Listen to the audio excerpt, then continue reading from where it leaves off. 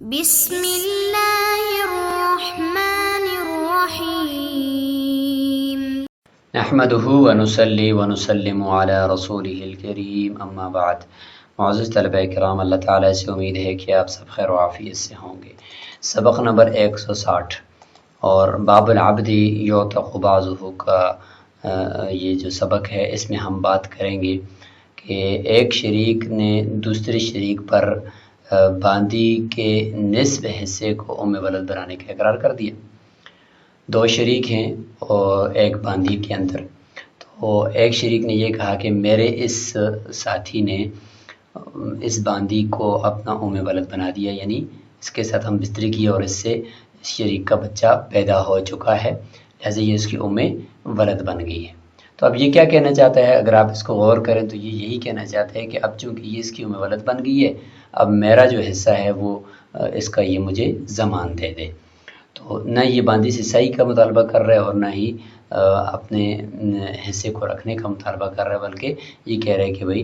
مجھے جو ہے وہ یہ شریک ضمان دے دے اور یہ اس کی ام ولد بن چکی ہے۔ تو یہ اس کے ذہن کے اندر بات ہے جس کا یہ اقرار کر رہا ہے۔ تو اس مسئلے کو ذرا تفصیل سے دیکھتے ہیں۔ قال وَإِذَا كَانَتْ جَارِيَةٌ بَيْنَ رَجُلَيْنِ زَعَمَ أَحَدُهُمَا أَنَّهَا أُمُّ وَلَدٍ لِصَاحِبِهِ وَأَنْكَرَ ذَلِكَ الْآخَرُ فَهِيَ مَوْقُوفَةٌ يَوْمًا وَيَوْمًا تَخْدِمُ الْمُنْكِرَ عِنْدَ أَبِي حَنِيفَةَ رَحِمَهُ اللَّهُ وقال إن شاء المنكر استسعى الجارية في نصف قيمتها ثم تكون حرة لا سبيل عليها۔ فرماتے ہیں کہ جب ایک باندی دو افراد کے درمیان مشترک ہے، ان میں سے ایک نے یہ گمان کیا یا یہ خیال ظاہر کیا کہ یہ باندی ام ولد بن چکی ہے دوسرے ساتھی کے لیے، یعنی دوسری شریک کی، اور دوسرا شریک اس کا انکار کر رہا ہے کہ میری ام ولد یہ نہیں ہے، تو اس صورت میں حکم یہ ہے کہ یہ باندی ایک دن موقوف رہے گی، یعنی کوئی خدمت کسی کی بھی نہیں کرے گی، اور ایک دن منکر کی خدمت کرے گی، امام ابو حنیفہ رحمہ اللہ کے نزدیک، جس نے اس کی ام ولد ہونے کا انکار کیا ہے۔ صاحبین فرماتے ہیں کہ اگر یہ منکر چاہے تو اس باندی سے صحیح لے لے اس کی نصف قیمت کے اندر، اور پھر اس کے بعد یہ آزاد ہو جائے گی، لا سبیل علیہ، اس کے اوپر کسی کا کوئی اختیار نہیں چلے گا، اور جس نے اقرار کیا ہے اس کے لیے کچھ بھی نہیں کرے گی، اس نے تو ویسے بھی اقرار کر دیا ہے کہ یہ میری ام ولد نہیں ہے بلکہ یہ دوسرے کی ام ولد ہے، اور یہ ضمان کا دعویٰ کر رہا ہے دوسرے پر اور دوسرا آگے سے انکار کر رہا ہے، تو اس کو کچھ بھی نہیں ملے گا۔ صاحبین کی دلیل سب سے پہلے ہے کہ لہما انہ لما لم یصدقہ صاحبہ انقلب اقرار المقر علیہ کانہ استولدہا فصار كما اذا اقر المشتری على البائع انہ اعتق المبیع قبل البیع۔ صاحبین فرماتے ہیں کہ جب دوسرے شریک نے اس کی تصدیق نہیں کی، اس کے اقرار کی اور ام ولد ہونے کا انکار کر دیا، تو فرماتے ہیں کہ یہ اقرار کرنے والے کا اقرار پلٹ کر اس کے اوپر ہی آ جائے گا، لہذا یہ ایسا ہو گیا گویا کہ اس نے خود ام ولد بنایا، کیونکہ المرء یؤخذ علی اقرارہ۔ پھر یہ ایسا ہو گیا ہے جس کی مثال ہمارے پاس ایک یہ ہے کہ مشتری اقرار کر دے بائع کے اوپر اور یہ کہے کہ بائع نے مبیع کو، یعنی مبیع غلام ہے یا باندی ہے، اس کو آزاد کر دیا ہے میرے اوپر فروخت کرنے سے پہلے، یہ مشتری نے اقرار کر دیا، تو وہ آزاد تو نہیں ہوگی، لیکن فرماتے ہیں کہ یجعل کأنہ اعتق، بائع کی طرف سے وہ آزادی تو نہیں ہوگی لیکن ہم یہ سمجھیں گے کہ گویا کہ مشتری نے خود آزاد کر دیا، اس کے اقرار میں اس کا مواخذہ کیا جائے گا۔ قضا ھذا، یہاں پر بھی ایسے ہی ہے کہ یہ ام ولد دوسرے کی تو نہیں بنے گی لیکن اس کی بن جائے گی جس نے اقرار کر دیا، لہٰذا دوسرے کی جب نہیں بنی، وہ منکر ہے تو اس کے لیے وہ صحیح کر سکتی ہے، اور صحیح کر کے اس کی قیمت جتنا اس کا حصہ وصول کرے گا، اور صحیح سے وہ وصول کرنے کے بعد وہ باندی بالکل آزاد ہو جائے گی، اس کے اوپر کسی کا کچھ حق لازم نہیں ہوگا۔ فیمتنع الخدمہ، لہذا خدمت ممتنع ہو جائے گی، یعنی اب وہ باندی اقرار کرنے والے کی خدمت بھی نہیں کرے گی، اور منکر کا جو حصہ ہے علی ملکہ فی الحکم، حکماً وہ اسی کی ملکیت میں باقی ہے، کیونکہ اس نے تو انکار کر دیا بھائی میری ام ولد نہیں ہے، میری یہ حقیقتاً باندھی ہے، تو اس کا حصہ برقرار ہے۔ تو اب کیا کریں گے؟ فرماتے ہیں کہ فتخرجوا الی الاعتاق بالسعایۃ، تو لہذا تخرجو یعنی یہ باندھی نکلے گی آزادی کی طرف، یعنی اس باندھی کو تخرجو کے بھی کہہ سکتے ہیں کہ اس کو نکالا جائے گا اعتاق کی طرف، یعنی اس کو آزاد کیا جائے گا بالسعایۃ، صحیح کے ساتھ، کو ام ولد النصرانی۔ صاحبین ایک اور مثال دیتے ہیں کہ اس کی مثال ام ولد ہے نصرانی کی، یعنی غیر مسلم ہے، عیسائی ہے، اس کی ام ولد مسلمان ہو کر آ گئی ہے، تو اب ظاہر ہے کہ مسلمان ہونے کی وجہ سے وہ غیر مسلم کے پاس رہ نہیں سکتی، تو اب اس نے غیر مسلم کو اپنی قیمت دینی ہے، تو اپنی قیمت جو اس کی ہے ام ولد کی، اس کے مطابق وہ صحیح کرے گی، اور صحیح کرنے کے بعد وہ آزاد ہو جائے گی۔ تو یہاں پر بھی اس ام ولد سے صحیح لی جائے گی۔ تو صاحبین کے قول کا خلاصہ یہ ہوا کہ ام ولد سے منکر صحیح لے گا، خدمت نہیں لے گا، اور اس کے بعد وہ آزاد ہو جائے گی۔ امام ابو حنیفہ رحمہ اللہ کا جو مسلک ہے وہ یہ ہے کہ ایک دن وہ فارغ بیٹھے گی اور ایک دن میں منکر کی خدمت کرے گی۔ دلیل کہ ان المقر لو صدق كانت الخدمت كلها للمنکر، کہ منکر کے دو ہی حال ہیں، یا تو سچ بول رہا ہوگا یا جھوٹ بول رہا ہوگا۔ اگر وہ سچا ہے کہ واقعی میرے شریک نے اس کو اپنا ام ولد بنا دیا ہے، تو اگر یہ سچ بول رہا ہے تو خدمت ساری کی ساری پھر منکر کی ہونی چاہیے، کیونکہ اس نے تو کہہ دیا کہ بھائی ساری کی ساری ام ولد اس کی ہوگی، میرے یہ نہیں ہے۔ اور یا تو وہ جھوٹ بول رہا ہوگا، تو ولو کذب، اگر وہ جھوٹ بول رہا ہے تو کان لہ نصف الخدمہ، اس صورت میں پھر اس کو نصف خدمت ملے گی، کیونکہ یہ جھوٹ بول رہا ہے، لہٰذا دونوں کے درمیان باندھی مشترک، تو نصف خدمت اس کی ہے، نصف اس کی ہے۔ اب پتہ نہیں ہے کہ یہ سچ بول رہا ہے یا جھوٹ بول رہا ہے، لہٰذا پوری خدمت، ساری کی ساری خدمت وہ منکر کی، اس میں شک ہے، لہٰذا یقینی طور پر نصف خدمت تو اس کی ہے نا، تو لہٰذا فرماتے ہیں فَيَثْبُتُ مَا هُوَ الْمُتَيَقِّنُ بِهِ، لہٰذا جو چیز متیقن ہے نصف خدمت وہ ہوگی منکر کی، وہ النصف، ولا خدمت للشریک شاہدی ولا استسعاء، فرماتے ہیں کہ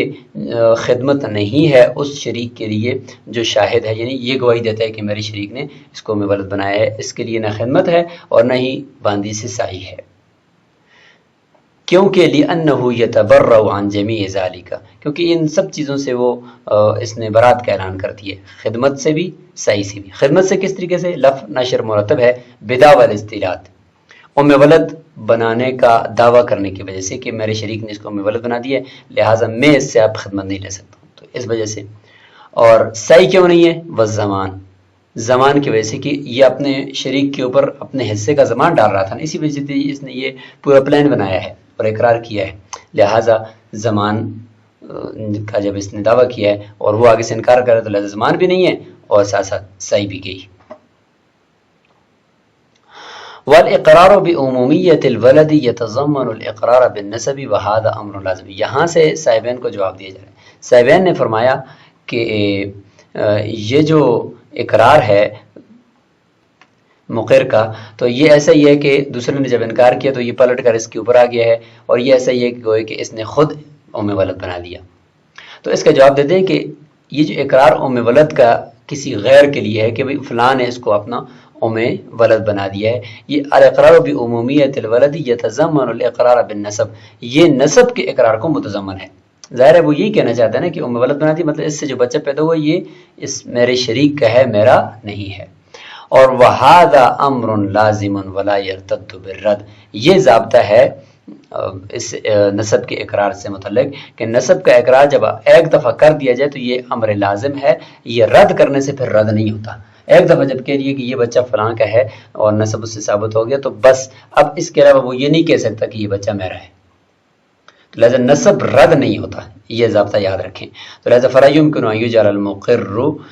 كَالْمُسْتَوْلِدِ، تو پھر ممکن ہی نہیں ہے کہ اس اقرار کرنے والے کو یہ قرار دے دیا جائے کہ خود اس نے ام ولد بنا دیا، کیونکہ جب اس نے اقرار کر دیا کہ یہ ام ولد میرے شریک کی ہے، اس سے جو بچہ پیدا ہوا میرے شریک کا ہے، تو پھر یہ کیسے آپ اس کو کہہ سکتے ہیں کہ یہ گویا کہ ایسا ہے کہ اس نے خود ام ولد بنا دی، لہٰذا یہاں پر یہ نہیں چلے گا۔ تو یہ صاحبین کو جواب ہو گیا۔ راجح قول اس کے اندر بھی امام ابو حنیفہ رحمہ اللہ کا ہے فتاوی کی کتب میں۔ وَإِنْ كَانَتْ أُمُّ وَلَدٍ بَيْنَهُمَا فَآتَقَهَا أَحَدُهُمَا وَهُوَ مُوسِرٌ فَلَا زَمَانَ عَلَيْهِ عند أبي حنیفة رحمہ اللہ وقال يزمن نصف قیمتها۔ یہ بھی ام ولد سے ہی متعلق مسئلہ ہے کہ ام ولد ہے دونوں کی درمیان مشترک ہے، یعنی اس طرح ہوا کہ بچہ پیدا ہو تو دونوں نے اس کا دعویٰ کر دیا، تو ہم نے پڑھا ہے کہ بھئی دونوں سے اس کا نسب ثابت ہو جائے گا، لہٰذا ام ولد دونوں کی ہے اور دونوں کے درمیان مشترک ہے۔ ایک شریک نے اپنا حصہ آزاد کر دیا ام ولد میں سے اور وہ مالدار بھی ہے، تو امام ابو حنیفہ رحمہ اللہ فرماتے ہیں کہ اس کے اوپر کسی قسم کا کوئی ضمان نہیں آئے گا۔ سیمین فرماتے ہیں کہ نہیں، یہ نصف قیمت کا ضامن ہوگا۔ یہ مسئلہ ایک اصول پر متفرع ہوتا ہے، اور وہ اصول یہ ہے کہ صاحبین کے نزدیک ام ولد جب عورت بن جاتی ہے، یعنی ایک دفعہ جب مولا کا بچہ اس سے پیدا ہو جائے تو وہ ام ولد اگرچہ مولا کے مرنے کے بعد آزاد ہو جائے گی، لیکن فی الحال وہ متقومہ ہے، فی الحال وہ غیر متقومہ نہیں ہے، بلکہ فی الحال وہ متقومہ یعنی اس کی قیمت لگائی جا سکتی ہے۔ جبکہ امام ابو حنیفہ رحمہ اللہ فرماتے ہیں کہ نہیں، اب یہ غیر متقومہ ہے، اس کی کوئی قیمت نہیں لگائی جا سکتی، اس کا کچھ بھی نہیں کیا جا سکتا، بھی نہ اس کو بیچا جا سکتا نہ ہبہ کیا جا سکتا۔ تو یہ اصول ہے، اسی اصول کو دیکھتے ہوئے یہ مسئلہ ہے۔ لہٰذا امام ابو حنیفہ رحمہ اللہ فرماتے ہیں کہ چونکہ ام ولد کا نصف آزاد کر دیا تو اس نے تو ویسے بھی آزاد ہو جانا تھا، اور اس کی کوئی قیمت بھی نہیں ہے، جب نہیں ہے تو لہٰذا وہ دوسرے شریک کے لیے ضامن بھی نہیں ہوگا۔ صاحبین فرماتے ہیں نہیں، جب قیمت ہے اس کی، یہ متقومہ ہے، تو لہٰذا ضامن بھی ہوگا۔ لأن مالیت ام الولد غیر متقومۃ عندہ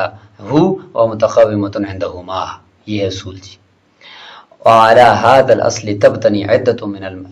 من المسائل اوردناها في کفایت المنتہی۔ فرماتے ہیں کہ اسی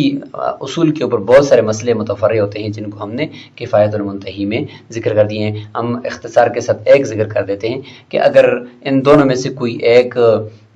مر جاتا ہے تو یہ ام ولد یہ دوسرے کی لیے کسی قسم کی، یا دوسرے کے ورثاء کے لیے یا اس کے ورثاء کے لیے کسی قسم کی کوئی سعی وغیرہ نہیں کرے گی، کیونکہ یہ ہے غیر متقوم ہے، لہذا جو مر گیا اس کا حصہ ویسے بھی آزاد ہو گیا ہے، اب اس کے ورثاء کے لیے پیچھے کوئی بھی اس کو صحیح کرنے کی ضرورت نہیں ہوگی امام ابو حنیفہ رحمہ اللہ کے نزدیک، جبکہ صاحبین کے نزدیک ضرورت ہوگی، کیونکہ متقومہ تھی، جو مر گیا تو اس کا حصہ گویا کہ اس میں ہے، تو لہذا وہ حصہ اس میت کے ورثاء کو اس باندی نے دینا ہے، تو لہذا اس نے صحیح کرنی ہے۔ تو یہ اس طریقے سے مسائل ہوں گے، جو کافی مسائل ہیں جو کفایت المنتہی کے اندر ذکر کیے گئے۔ وجہ قولہما، صاحبین کی دلیل، انہا منتفع بها وطئا و اجارتا و استخداما وهذا هو دلالت التقومی۔ صاحبین فرماتے ہیں کہ نہیں، یہ متقومہ ہے یہ باندی، لہذا جس شریک نے آزاد کیا ہے وہ دوسری شریک کے لیے ضامن ہوگا نصف قیمت کا۔ دلیل دیتے ہیں کہ دیکھیں اس باندی سے نفع حاصل کرنا جائز ہے بالاتفاق امام ابو حنیفہ رحمہ اللہ کے نزدیک بھی، تو جب یہ نفع حاصل کرنا جائز ہے وطی کے اعتبار سے، اس کو اجارتاً کرائے کے اوپر بھی دے سکتے ہیں، مطلب کوئی خدمت کے لیے کسی کی اور مزدوری کر سکتی ہے اور خدمت بھی اس سے لی جا سکتی ہے، تو ان سب اعتبار سے جب یہ منتفع بہا ہے تو وہذا ہوا دلالت التقوم، یہی تو تقوم کی دلالت ہے، اسی سے پتہ چلتا ہے کہ یہ متقومہ ہے۔ اور اگر کوئی اشکار کرے کہ بھئی اس کا بیچنا جائز نہیں ہے تو کیسے متقوم ہے، تو فرماتے ہیں وَبِامْتِنَاعِ بَيْعِهَا لَا يَسْقُطُ تَقَوُّمُهَا، صرف اس کی بے ممنوع ہے، اس کو بیچ نہیں سکتے، تو اس سے اس کا متقوم ہونا ساقط تو نہیں ہوتا نا، متقومہ تو پھر بھی ہے، بے جائز نہیں ہے، اس کی وجہ یہ کہ چونکہ اس نے آزاد ہو جانا ہے تو کسی اور کا نقصان نہ ہو جائے، تو اس لیے بے جائز نہیں ہے، ورنہ متقومہ تو یہ ہے۔ کما فی المدبر، صاحبین مدبر کی مثال دیتے ہیں، مدبر جس کو کہا مولانا کہ میرے مرنے کے بعد تم آزاد ہو، تو وہ دیکھیں وہ بھی اسی طرح ہے کہ باندی نے بھی مولا کے مرنے کے بعد آزاد ہو جانا ہے اور مدبر نے بھی، جبکہ مدبر وہ متقوم ہوتا ہے، اس کے اندر ساری تصرفات ہو سکتے ہیں، تو جس طریقے سے اس میں ہو سکتے تو اس میں بھی، یعنی جس طرح وہ متقوم ہے اس طرح یہ بھی متقومہ ہونی چاہیے۔ ایک اور دلیل، یہ تو دلیل قیاسی تھی نا، قیاس کر دیا مدبر پر، اور ہے کہ جی اجماع مرکب کہ اللہ تعالیٰ دیکھتے نہیں کہ ان ام ولد نصرانی، ام ولد یعنی نصرانی کی، غیر مسلم کی ام ولد ہے، وہ جب اسلام لے آتی ہے تو علیہ سے آیا، ہم نے اس کے اوپر صحیح کو لازم کیا، ابھی ہم نے پڑھا ہے کہ اس نے صحیح کرنی ہے، صحیح کر کے اپنے غیر مسلم مولا کو اپنی قیمت دینی ہے، تو وہ آیت تقومی، یہی تو اس کے متقوم ہونے کی علامت ہے. تو پتہ چلا کہ ام ولد متقومہ ہوتی ہے. یہ صاحبین کے دلائل ہیں. غیر ان قیمتها، یہاں سے یہ ہے کہ ٹھیک ہے متقوم ہوتی ہے لیکن اس کی قیمت وہ اصل جو باندی ہے اس سے 2 ثلث کم ہوتی ہے، یعنی 1 ثلث ہوتی ہے. اصل باندی کی جو قیمت ہوتی ہے اس کا 1 ثلث اس کی قیمت ہوتی ہے. غیر ان قیمتها ثلث قیمتها قنتا، باندی ہونے کی حالت کے اندر جو قیمت ہوتی ہے اس کا 1 ثلث ہوتی ہے. اعلیٰ مقالو، کیونکہ اس میں کچھ اختلاف ہے فقہا کا، تو اس لیے اعلیٰ مقالو سے اشارہ کیا. لفوات منفعت البیع والسعایۃ بعد الموت، کیوں جی 2 ثلث قیمت کیوں کٹ گئی اس کی؟ فرماتے ہیں کیونکہ 2 کام اس میں ابھی نہیں ہو سکتے. ایک تو یہ ہے کہ بے اس کو فروخت کرنا ہے، اس میں بے شراء کی منفعت یہ فوت ہو چکی ہے، اور دوسرا یہ کہ موت کے بعد اس نے سعی نہیں کرنی ورثاء کے لیے، تو یہ فوت ہو چکا ہے. تو سعی اور بے اس کی منفعت کے فوت ہونے کی وجہ سے اس کی 2 ثلث قیمت کم ہو چکی ہے، اور صرف 1 ثلث رہ گئی ہے، اور مرنے کے بعد بس اس نے مولا کے مرنے کے بعد آزاد ہو جانا ہے. بخلاف مدبر کے کہ لأن الفائت منفعت البیع، کیونکہ اس میں صرف فوت شدہ جو چیز ہے وہ بے کی منفعت ہے کہ اس کو بیچا نہیں جا سکتا. باقی اما سعایا، جہاں تک صحیح کی بات ہے مولا کے مرنے کے بعد، والاستخدام اور خدمت لینے کی جہاں تک بات ہے، فباقی یعنی یہ دونوں اس میں باقی ہوتے ہیں. تو اس لیے اس کی جو قیمت ہوتی ہے وہ اصل غلام کی قیمت کا 2 ثلث ہوتی ہے، صرف 1 ثلث کٹتا ہے اس کی قیمت میں سے، 2 ثلث اس کی قیمت ہوتی ہے. تو یہ صاحبین نے فرق بتا دیا، ورنہ صاحبین یہ فرماتے ہیں کہ مدبر اور ام ولد دونوں متقوم ضرور ہوتے ہیں. تو یہ صاحبین کی دلیل. اب آگے امام ابو حنیفہ رحمہ اللہ کی طرف سے ان کو جواب ہوگا. فرماتے ہیں کہ ان التقوم بالاحراز، یہ جو باندی کو متقوم بنایا گیا نا، یا مدبر کو بنایا گیا ہے، تو متقوم کسی بھی چیز کو جو بنایا جاتا ہے وہ کیوں بنایا جاتا ہے؟ بالاحراز، یعنی مال سمجھ کر اس کو محفوظ کرنے کی غرض سے اس کو متقوم سمجھا جاتا ہے نا، کہ بھئی اس کو میں اس لیے محفوظ رکھ رہا ہوں کہ یہ مجھے نفع دے گی اور یہ میرا مال ہے. تو للتمول، تقوم کا معنی یعنی تمول، یعنی